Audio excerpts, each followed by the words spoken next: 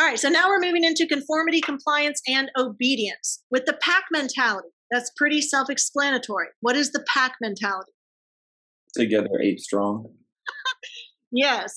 So you have a group, and that grouping can change behavior because it can change interpretations of the behavior. How many of you have ever heard of mob rule?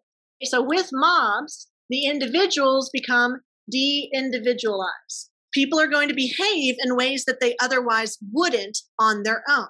That's because as you become a part of a group, you start losing your self-identity. You become meshed in with the group. So you're more likely to act out violently or aggressively according to whatever direction the mob is moving in. So that's where that pack mentality comes from. You stay with the pack and you conform to the pack, and you lose yourself and your individuality in the process. And to some extent, we are going to go along with this, like with the chameleon effect. Y'all know that chameleons can change colors to match their backgrounds. The chameleon effect in social psychology is when we tend to mimic other people's behaviors. Now, are we doing this on purpose? No, we do it unconsciously. You may find that you're sitting with somebody at lunch and they cross their arms, so you cross your arms. Or they put their head on their hand, and so you do the same. You start mimicking the behaviors of others. Kind of like in the classroom, I feed off of y'all's energy. So like 5th period, I was like, come on, guys. I asked, like, who did Hitler blame? There's dead silence. And I was like, y'all, who did Hitler blame for World War I? Okay, so I was not able to pull off that much energy. So with y'all, I'm able to mimic more of that energy and get us through this. So that's an unconscious tendency that occurs. There's also people who do it consciously in order to build rapport with others and thus make those people more susceptible to their suggestions. Susceptibility is when you're more likely to follow someone's suggestions. Basically, how hypnosis worked was if you believe hypnosis is real, then you can be hypnotized. If you don't believe hypnosis is real, then you can't be hypnotized. It all relies on suggestibility, that placebo effect. Now, conformity, like Nathan was talking about before, this is changing your behavior or thinking to coincide with the group's standard. Okay, so whatever group you are a part of. So if all of your friends are wearing masks when they go out, then you're more likely to adhere to that same policy. If your parents wear masks, then you're more likely to wear masks. It just kind of falls within that category. Keep in mind that conformity is when you change your behavior or thinking. You are adapting to the circumstances. So it's conditions that increase the chance of conformity. Well, number one, you have social insecurity. Let's say that you're with a group of friends and they start making fun of some other person in your class. Well, if you have low social security, if you feel like you're the extra in the group, maybe as an individual, you wouldn't bully somebody else. But because you want to maintain your status in the group, you're more likely to conform to their bullying of others. So de-individualization, pack mentality. You're unstable or insecure in your social standing, and so you're going to follow the group. The group over 3. The larger a group, the harder it is to break from those standards. Y'all may remember from the Ash Line conformity study. There are 7 people in the study. 6 of them say the wrong answer. Then the 7th person is likely to say the wrong answer. But if a single person within that group decides, no, I'm going to go with answer B, then the pressure to conform is lessened to a degree. So groups, the more people in a group, the less likely you are to not conform. If the group is unanimous, you're likely to just go along with the flow, especially if you perceive that the whole group is unanimous. So for instance, if I asked y'all, do you want a pizza party or a Zaxby's party that's catered? And then everybody says Zaxby's. Well, what if Gavin really wants pizza? Then Gavin's probably not going to speak up and say, hey, I want pizza, because he knows the numbers are against him and he doesn't want to stand out. If you admire the group, that's pretty self-explanatory. If you have no prior commitment to a belief, if you just come across a group and you don't already have a set opinion on something, then you're more likely to conform because you have less stake in it. Like if in Mean Girls, they say, on Wednesdays we wear pink. Well, if you already have pink clothing and you don't particularly detest the color pink, then you're more likely to conform to that requirement that on Wednesdays we wear pink. If you're being observed, you're more likely to conform. Like if you know you're being observed at lunch and they're checking to make sure your noses are covered. I've seen like 2 kids, like one student I didn't even know. I walked by and they like put their mask up. So it's like interesting seeing that in play. The culture encourages respect for social standards. That depends on the culture as well. I remember when I was a senior, one of my peers didn't stand for the Pledge of Allegiance as like everyone else was. So it just seemed like this big deal, right? So going against the group, going against the standards for that society for what's acceptable versus unacceptable, it takes a lot because oftentimes we experience pressure to conform. And that if we don't conform to those social standards, then we stand the risk of being ostracized, which nobody wants to happen. So normative social influence, this is just saying we follow social norms because we don't want to stand out. Again, because it can run a risk of disapproval. So we're more likely to want to gain approval rather than lose that approval. However, different cultures have different standards. So for instance, in the United States, are you supposed to slurp your food or chew with your mouth open or burp? No, that's seen as rude. In other cultures, like in the Japanese culture, it's polite to eat with gusto to show appreciation. In Japan, it's polite to repeat a compliment 3 times to show that you're genuine about it. But if I repeat a compliment to you 3 times, you might be like, okay, I get it. Like, stop, you weirdo. I'm getting uncomfortable. Okay, so the topics we're going to cover are social facilitation and social inhibition. What this means is if you're in a group, what behaviors are going to get better versus what behaviors are going to get worse. The theory with that is the Yerkes-Dodson theory, the theory of arousal. Difficult tasks are going to be completed more effectively the fewer people there are around you. Easy tasks are easy to complete even if there are a lot of people around you. So we're going to go into detail about that. Social loafing. This is the belief that you don't have to contribute as much to the group because there's no way of measuring whether or not you contribute to the group. And then de-individuation is the loss of your identity to the group.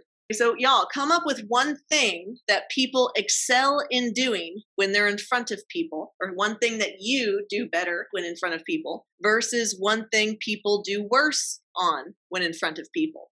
So first, let's look at something that people can do really well in front of others. Sports. So if you play on a team, you've got to know how to play in front of people. If you're a cheerleader, you've got to know how to engage the crowd. You're supposed to be able to do flips and cheers and all of that in front of a group. Now, if you're a sports athlete, if you're an athlete or a cheerleader, you do practice. You're constantly practicing and doing drills and working on your cheers so they become second nature. If they become automatic, then it doesn't matter if you're in front of a group or not. You're still going to make that free throw. You're still going to do the cheer correctly. So that's an activity or a behavior that you can do in front of other people because you've done it so many times. What about an activity that people don't do as well on in front of people? All right, someone said debate. Speaking. Okay, I do that too. I'll be talking and then all of a sudden my tongue and mouth don't work right. And so I'll just stumble over words and I'm like, what? Why? Why is this happening? So speaking in front of people, staying on task in front of people, those could be behaviors that you would prefer to be alone rather than having to do in front of somebody else. For instance, if you're going to do a presentation, would you prefer to do it in front of the whole class or simply record it at home and then play it in front of the whole class? Most people are going to want to record it so that they don't make any mistakes in front of other people.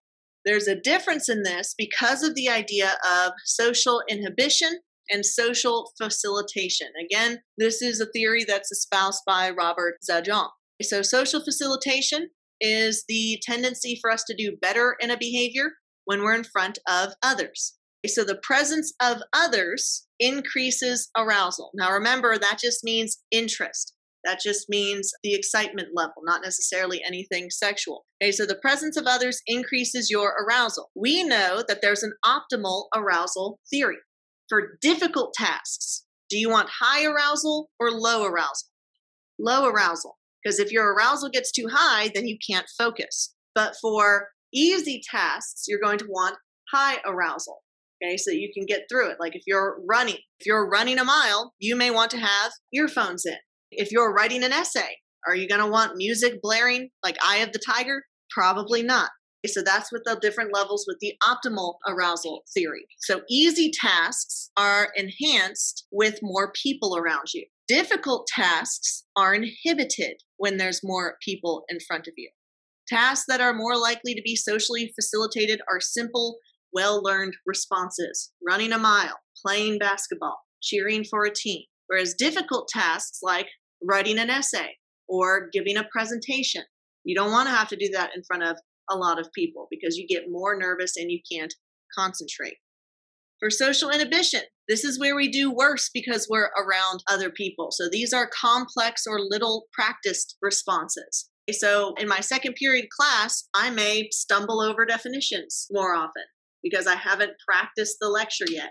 I'm going through my notes and remembering it from the last time I gave the lecture a year ago. But by the time I get to seventh period, do I pretty much have everything down pat? Yeah, because I've practiced it enough times. So it depends on how much you've done the behavior before and whether it's easy or complex. Now, social loafing, y'all are probably all very, very familiar with, because I'm sure that in some point in your educational career, you have had to do a group project. Okay, now the issue with group projects is that everybody in the group is supposed to get the same grade. And there are some people who know that and they take advantage of it. They may say, hey, I want so-and-so on my group because I know they'll do the entire project. I was one of those people that would do the entire project. So people constantly wanted to be on projects with me because they knew that they'd get an A.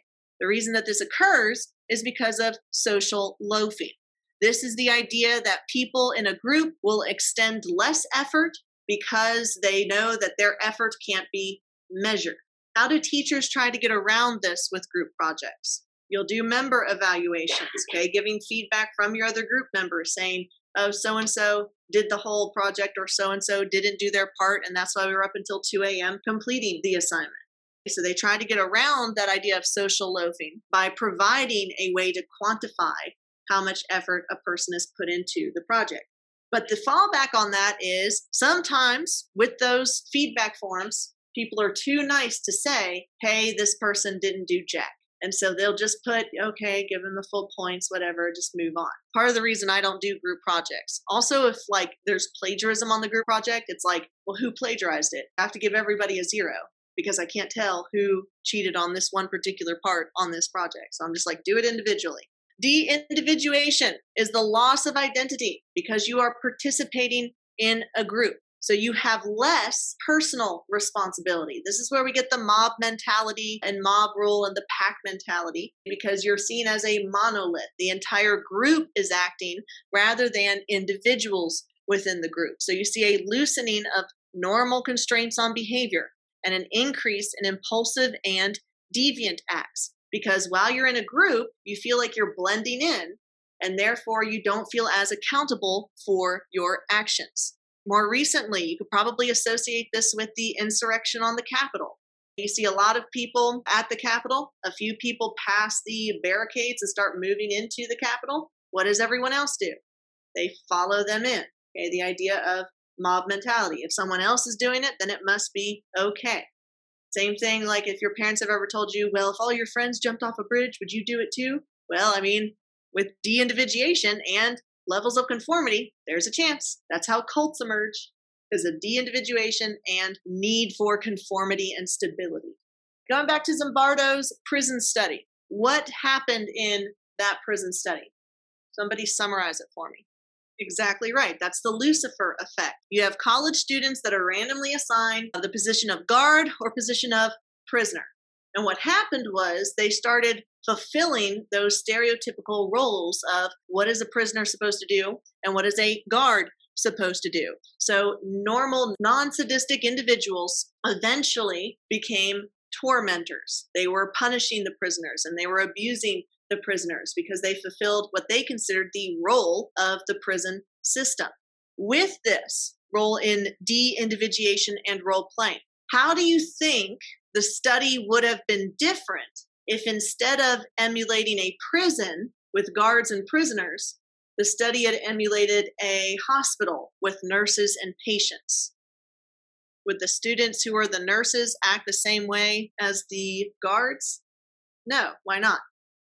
Yeah, you have to have bedside manner. You have to be compassionate if you're going to be a nurse or a doctor dealing with sick people. So the roles would be different. There's a stereotypical role of what nurses do versus what patients do, and there's a stereotypical role of guards versus prisoners. So the idea of roles can play an important part in behavior. So like if you are playing the role of a student versus playing the role of a teacher, playing the role of a child versus the role of a parent, we have certain schemas for what those roles are supposed to entail and what our boundaries within those roles entail. Group polarization, groupthink, and altruism. Those are all very different things. Group polarization is where members of a group get more extreme or fanatical. Groupthink is where you don't perceive outside perceptions of things and everyone pretty much just agrees on everything, so you don't get different perspectives. And then altruism is prosocial behavior that we do that benefits others. So we're going to go into detail about each of these. Group polarization is where we tend to flock together with people that we agree with. So this is kind of like where we get those echo chambers that we see on the internet. You're more likely to follow people who already believe what you believe. And so as a result, you're only getting one perspective or objective of a view. And so that's going to radicalize you and move you further and further away from the moderate, medium opinion on something and more towards the extreme form of something. Okay, so people get more and more extreme as they act in isolation. This can be the example of, say, terrorist cells. The internet has played a very large role in group polarization because, again, you get those think chambers, those bubbles in your social media where you're not open to outside views. And so you only get reinforcement from things that you already believe. And eventually there are going to be more and more extreme views as you move further into radicalization. Now, this is known as risky shift.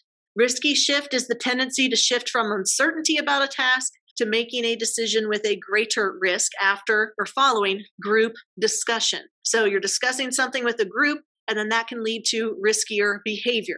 So kind of like if you're hanging out with friends outside and someone says, I bet you can't jump over that rock.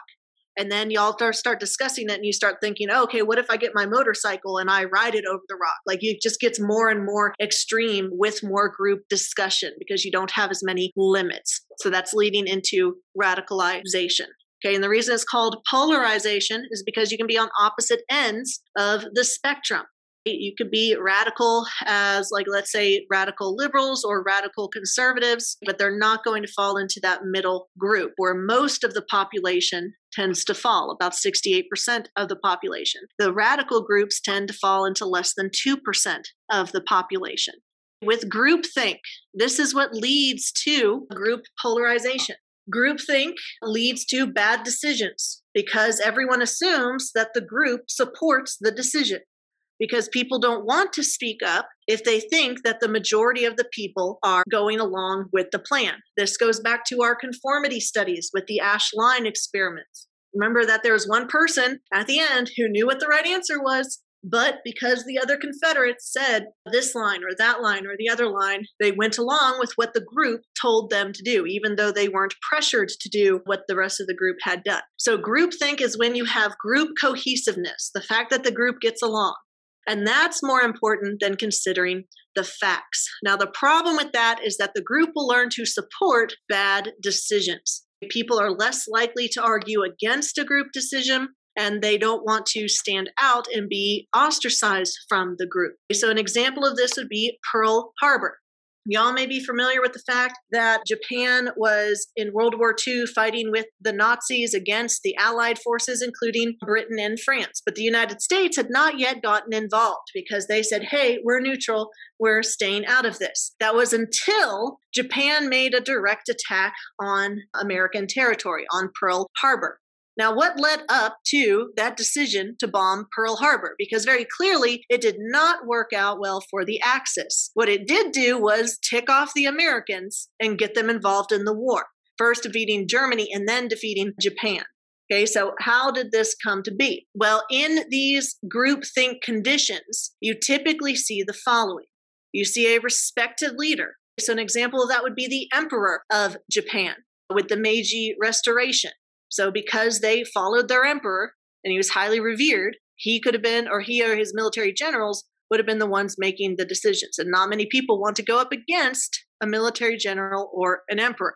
High cohesion within the group, that we're looking at a collectivistic society rather than an individualistic society. Isolation of the group.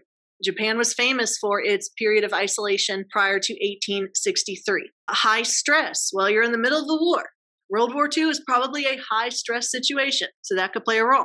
A stereotyped view of the opponents. During World War I and World War II, there was quite a bit of propaganda on both sides, okay, viewing or dehumanizing the enemy. The illusion of invulnerability, the belief that Japan could not lose because they had already defeated China so thoroughly with the rape of Nanking. Unquestioned morality of the group, the belief that they were superior to the other Asian nations and superior to the Allied powers.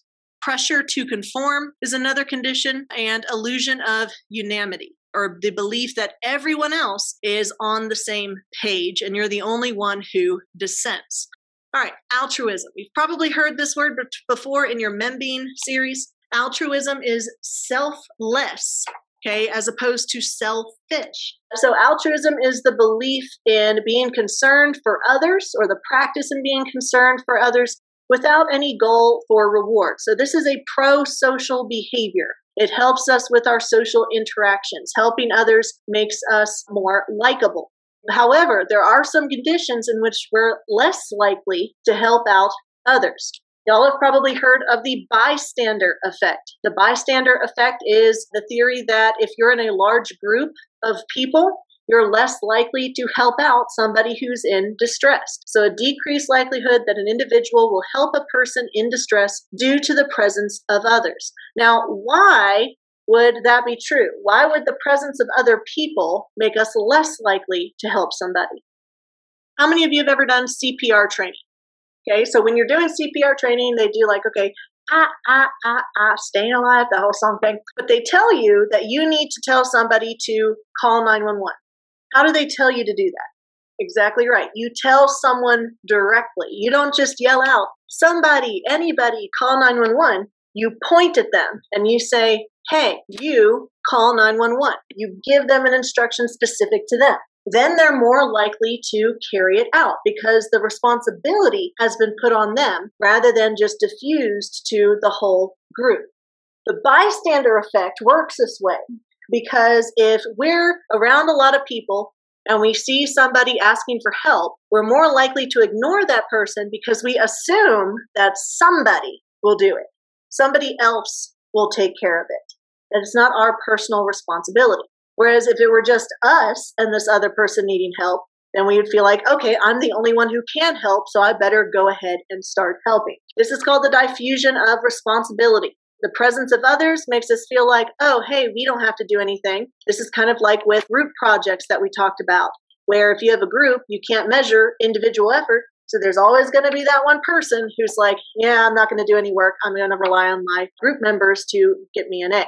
Okay, so for the most part, the majority of the population falls under the bystander effect. But there are some people who fall under bystander intervention. This is where they have a tendency to help people despite the presence of others. So the bystander effect doesn't apply to them.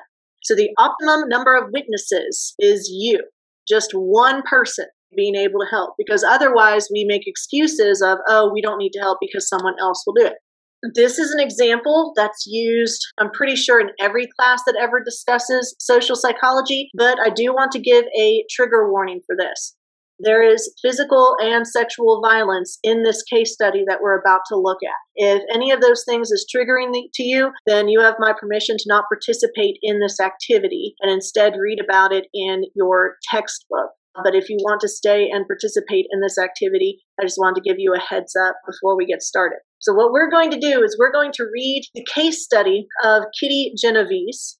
This event in history is going to lead to the development of the 911 system for calling emergency services for help. And it's also going to be a key case study in studying the bystander effect. And why is it that the presence of others diffuses social responsibility? Now, in the process of going through this story, we're going to do FRQs or TAD for each of these terms. Social inhibition, dehumanization, frustration, aggression, fundamental attribution error, the just world phenomenon, the bystander effect, and informational social influence. Social inhibition is when the presence of others makes us less capable at a task or less competent at a task. To dehumanize someone means obviously to treat them as less than human or not to see them as a person. Frustration, aggression deals with an external frustration that leads to an aggressive behavior. Fundamental attribution error is a type of stereotyping where you stereotype a group as a certain way, whether it's based on gender, race, or what have you. The just world phenomenon is the idea of karma, or, things happen the way they happen for a reason. Good things happen to good people, bad things happen to bad people. Bystander effect, we just covered. People are less likely to intervene in the presence of others. And informational social influence is when you get information from the environment that affects your behavior. The Kitty Genovese case. March 13th, 1964, along a serene tree-lined street in the Kew Gardens section of Queens, New York City, Catherine Genovese began the last walk of her life in the early morning hours. She had just left work, and it was 3:15 a.m. when she parked her red Fiat in the Long Island Railroad parking lot 20 feet from her apartment door. As she locked her car door, she took notice of a figure in the darkness walking quickly toward her. She became immediately concerned as soon as the stranger began to follow her. As she got out of the car, she saw me and ran, the man told the court later. I ran after her, and I had a knife in my hand. She must have thought that since the entrance of her building was so close, she could reach safety within seconds. But the man was faster than she thought. The man caught up to Catherine, who was all of 5'1" and weighed just 105 pounds, near a street light at the end of the parking lot. I could run much faster than she could, and I jumped on her back and stabbed her several times, the man later told the cops. Oh my God, he stabbed me, she screamed. Please help me, please help me. Some apartment lights went on in nearby buildings. Irene Frost heard Catherine's screams plainly. There was another shriek, she later testified in court, and she was lying down crying out. Up on the 7th floor of the same building, Robert Moser slid open his window and observed the struggle below. Hey, leave that girl alone, he yelled into the street. The attacker heard Moser and immediately walked away. There was quiet once again in the dark. The only sound was the sobbing of the victim struggling to her feet. The lights in the apartment went out again. Catherine, bleeding badly from several stab wounds, managed to reach the side of her building and held onto the concrete wall. She staggered over to a locked door and tried to stay conscious. Within 5 minutes, the assailant returned. He stabbed her again. I'm dying, she cried to no one. But several people in her building heard her screams. Lights went on once again and some windows opened. Tenants tried to see what was happening from the safety of their apartments. The attacker then ran to a white Chevy Corvair at the edge of the railroad parking lot and seemed to drive away. On the 6th floor, Marjorie and Samuel Koshkin witnessed the attack from their window. I saw a man hurry to a car under my window, he said later. He left and came back 5 minutes later and was looking around the area. Mr. Koshkin wanted to call the police, but Mrs. Koshkin thought otherwise. I didn't let him, she later said to the press. I told him there must have been 30 calls already. Miss Andre Peak, who lived on the 2nd floor, heard the commotion from her window. I heard a scream for help 3 times, she later told the court. I saw a girl lying down on the pavement with a man bending over her, beating her. About 3:25 a.m., Catherine, bleeding badly, stumbled to the rear of her apartment building and attempted to enter through a back entrance. The door was locked. She slid along the wall until she reached a hallway leading to the 2nd floor of 8262 Austin Street, but she fell to the vestibule floor. In the meantime, the man had returned again. I came back because I knew I'd not finished what I set out to do, he told cops later. He walked along the first row of doors and calmly searched for the woman.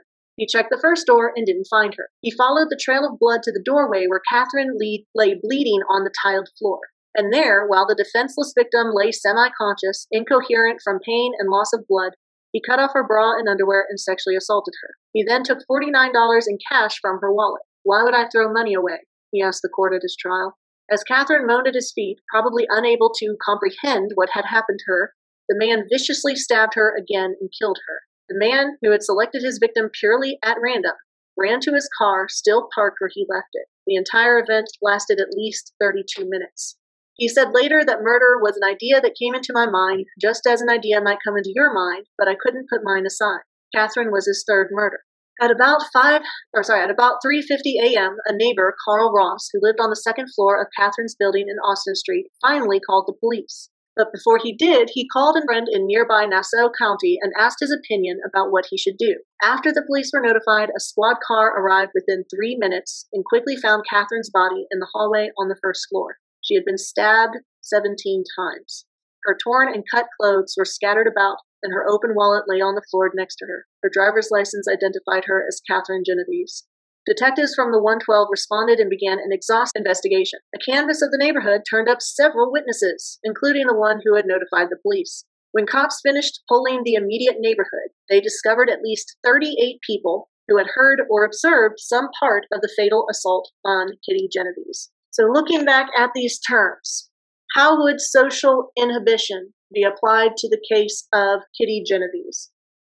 As a reminder, social inhibition deals with the Yerkes-Dodson arousal theory that more complex and difficult tasks are harder to do around people, but easy tasks are easy to do around people. There's not as much pressure. Social inhibition, which is when you do not feel pressured to do or say something, can be applied to the case because many people did not feel compelled to call the police. So how difficult is it to call the police?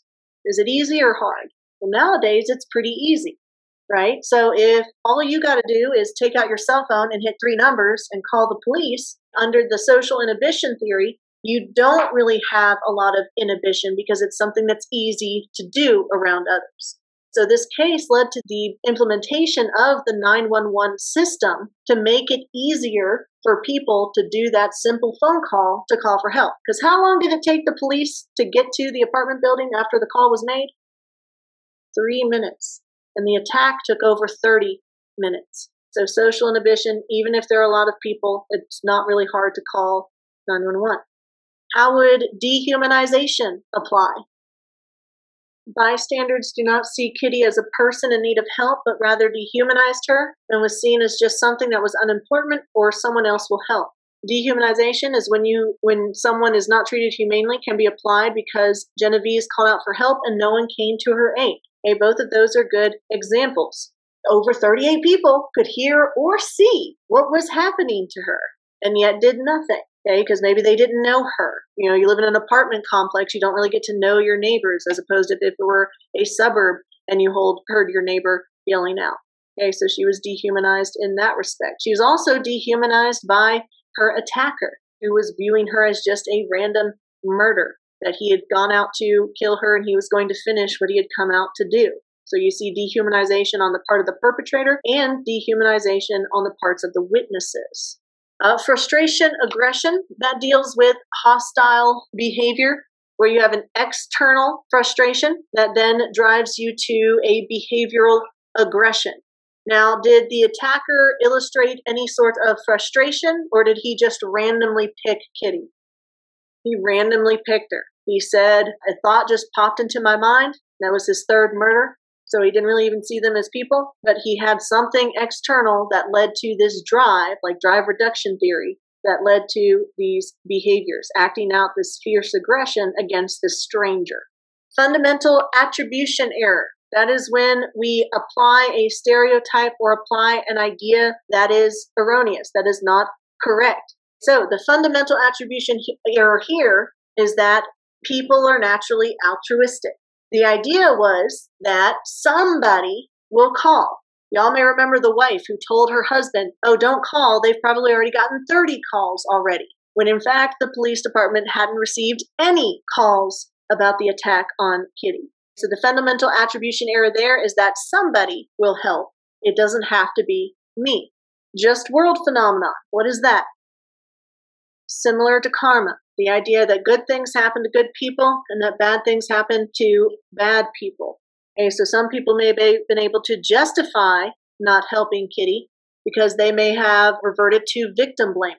What was this young woman doing out at 3 in the morning? Well, she was working. Or old victim blaming of what were you wearing, what were you drinking, that sort of thing. Okay, do you know who's responsible for, or what's the cause of rape? Rapists.